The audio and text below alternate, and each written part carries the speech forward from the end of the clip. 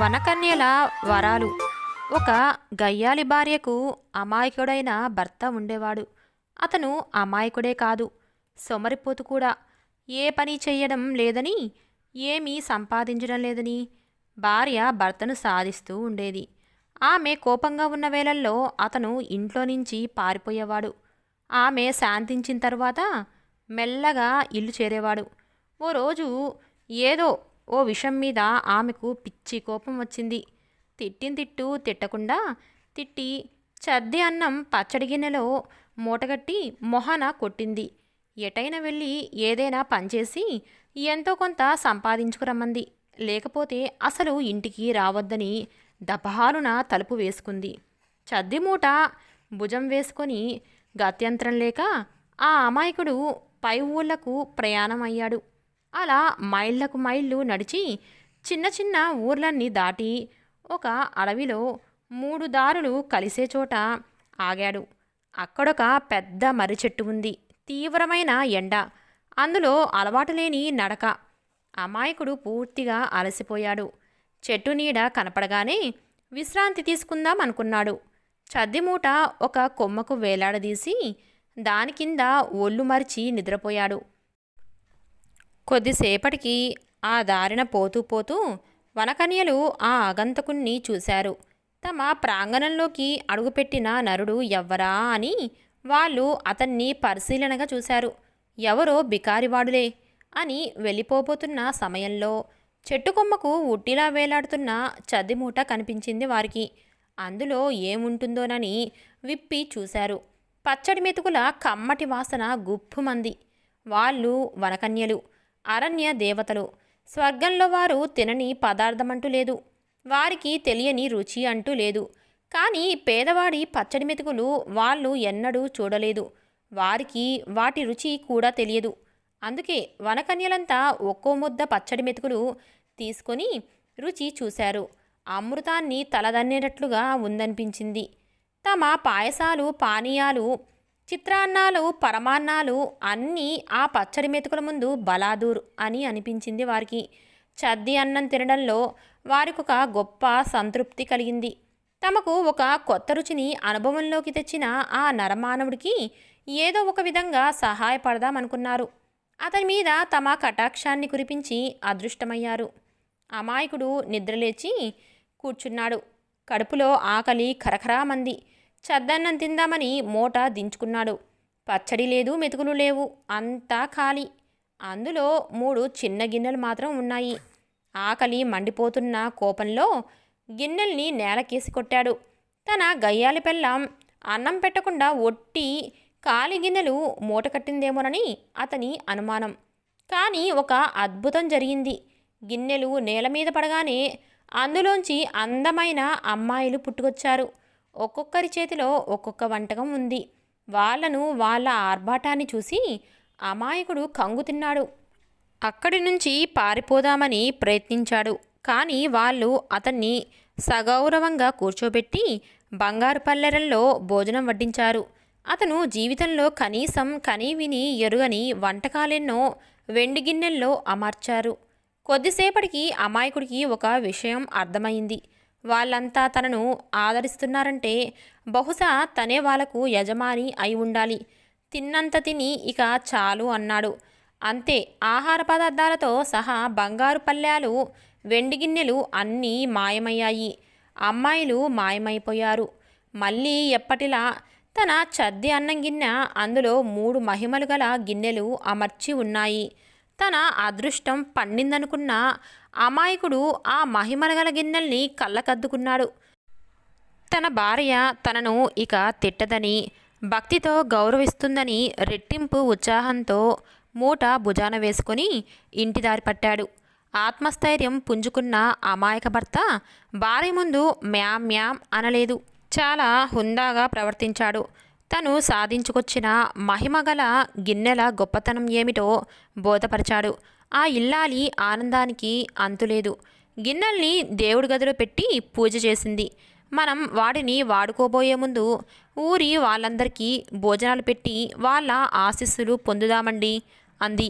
ఓసిని చాదస్తం పాడుగాను, నీకు లేనప్పుడు ఎవరైనా పిడిగడి గింజలు పెట్టారంటే ఇప్పుడు ఏకంగా సంతర్పణ అంటున్నావు అని విసుక్కున్నాడు భర్త. భార్య గయ్యాలిదైనా దైవభక్తి కలది. ఇరుగు పొరుగు మంచి చెడ్డ తెలిసింది. ఇతరులకు పెట్టడంలో గొప్ప సంతృప్తి పొందగలది. అందుకే పట్టుబట్టి భర్తను వేకుజామున నిద్రలేపి ఒక్కరిని కూడా వదిలిపెట్టకుండా ఊళ్ళో వాళ్ళందరినీ భోజనానికి పిలిచి రమ్మని పంపింది. సరే, సత్కార్యానికి అడ్డుపుల్ల వేయడం ఎందుకని భర్త అలాగే చేశాడు. అయితే అది ఆ ఊళ్ళో గొప్ప వింతగా చెప్పుకున్నారు. బికారి వెధవ పెద్దంతరం చిన్నతనం లేకుండా మరిచాడని గొప్పోళ్ళంతా ఆగ్రహించారు. వాడి దగ్గర ఏముందని పెడతాడు అని కొందరు హేళనగా నవ్వారు. అబ్బో, వాడు పెట్టే తిండి మేం తినాలా ఛీ అని అగ్రవర్ణాల వారు అసహ్యించుకున్నారు. ఏమైనా విశేషమేమీ లేకపోతే వాడు ఎందుకు పిలుస్తాడు, అది చూద్దాం అని అందరూ మధ్యాహ్నానికి అతడి గుడిసె ముందు చేరారు. గుడిసెలో స్థలం సరిపోదు గనుక అతడు గ్రామస్తులందరినీ దగ్గరలోని మామిడి తోపులోకి తీసుకెళ్లాడు. పూజ గదిలో నుంచి భార్య మహిమగల గిన్నెల్ని తీసుకొచ్చింది. గిన్నెలు మధ్యలో పెట్టి భార్యాభర్తలు భగవంతుణ్ణి స్మరించుకున్నారు. అతడు గిన్నెల్ని తీసి నేల మీద వేశాడు. గిన్నెల్లోంచి వనకన్యలు పుట్టుకొచ్చారు. అప్పటి అవసరానికి సరిపడేంత మంది వచ్చారు. సరిపడే పల్లాలు పాత్రలు తెచ్చారు. వంటకాలు తెచ్చారు. నిమిషంలో ఆ అద్భుతం జరిగిపోయింది.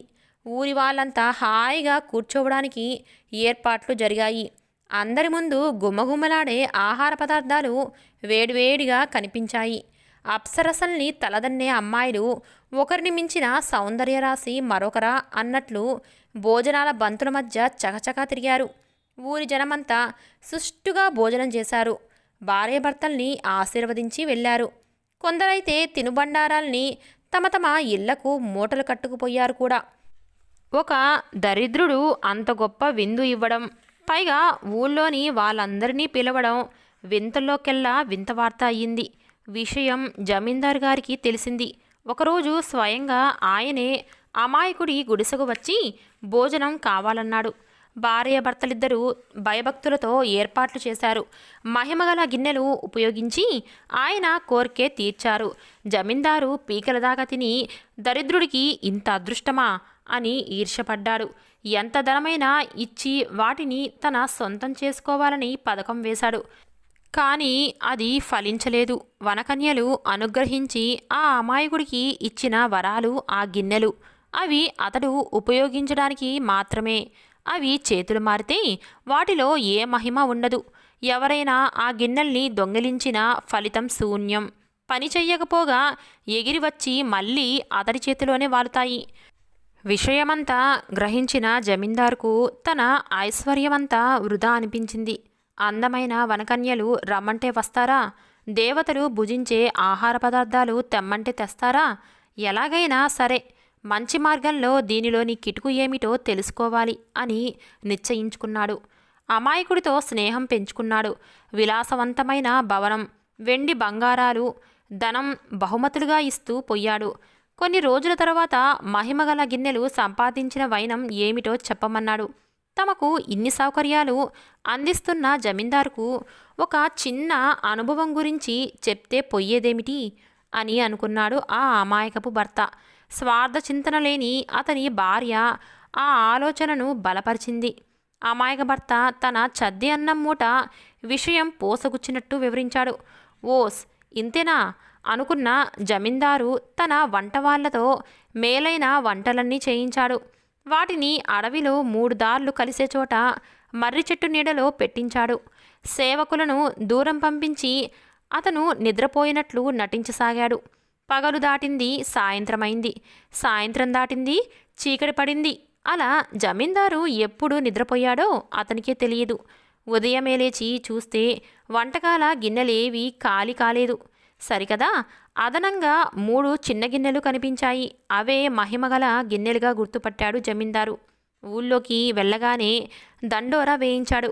ఆ రోజు మధ్యాహ్నం భోజనానికి ఊరి వాళ్ళంతా పిల్లా జల్లాలతో, ముసలి ముతకలతో ఆడామగా అందరూ రావాలని ప్రకటించాడు. కొద్ది రోజుల క్రితమే అమాయకుడి ఆహ్వానం మీద అద్భుతమైన విందు ఆరగించారు.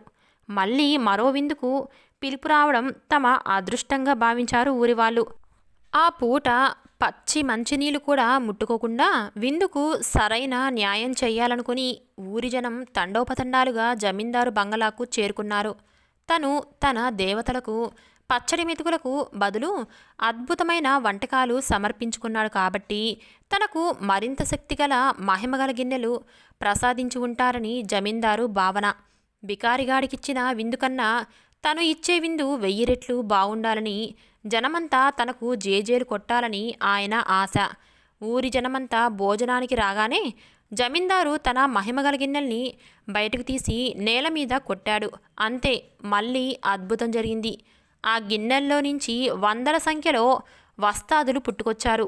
వాళ్ళ చేతుల్లో కత్తెరలు, కత్తులు, దుడ్డుకర్రలు ఉన్నాయి. వాళ్ళు ఒక్కొక్కరిని వంగబెట్టి బరబరా తలలు గొరికారు. పెద్ద చిన్న అని లేదు, ఆడమగ అని లేదు, అందరినీ దొరకపుచ్చుకొని తన్ని కూర్చోబెట్టడం, నున్నగా గుండు కొట్టి పంపడం జరిగింది. జమీందారుకు అతని భార్యకు ముందుగానే గుండు చేసేశారు. కొద్దిసేపట్లో ఊరి జనం ముఖాలన్నీ మారిపోయాయి. వందల సంఖ్యలో బోడిగుండ్లు తయారయ్యాయి. తప్పించుకుపోదామనుకున్న వారికి దేహశుద్ధి జరిగింది. జమీందారు గారి విందు ఇక జన్మలో మర్చిపోయేటట్లుగా లేదనుకొని జనమంతా తమ తమ ఇళ్లదారి పట్టారు. వస్తాదుల్లో ముఖ్యుడు జమీందారు బంగళా సింహద్వారం దగ్గర కాపలా ఉన్నాడు. వెళ్ళిపోయే వారిని వరుస క్రమంలో నిలబెట్టి అక్కడ ఏర్పాటు చేసిన పెద్ద అద్దంలో ఒక్కొక్కరికి గుండు సౌందర్యం చూపించి చివరగా మరో తన్ను తన్ని పంపడం చేస్తున్నాడు. ఎవరైనా కన్ను కప్పి పారిపోయే ప్రయత్నం చేస్తే వాళ్ళ మూతిపళ్ళు రాలగొడుతున్నాడు. ఇదంతా జరుగుతూ ఉండగా జమీందారు అయోమయమైపోయాడు. మహిమగల పాత్రల్ని ఎలా ఉపసంహరించుకోవాలో, వస్తాదుల బారి నుండి ఎలా తప్పించుకోవాలో అతనికి అంతు పట్టలేదు. వనకన్యల భోజన ప్రసక్తి జన్మలో మళ్ళీ లేకుండా జమీందారుకు వస్తాదులు బాగానే వడ్డించారు.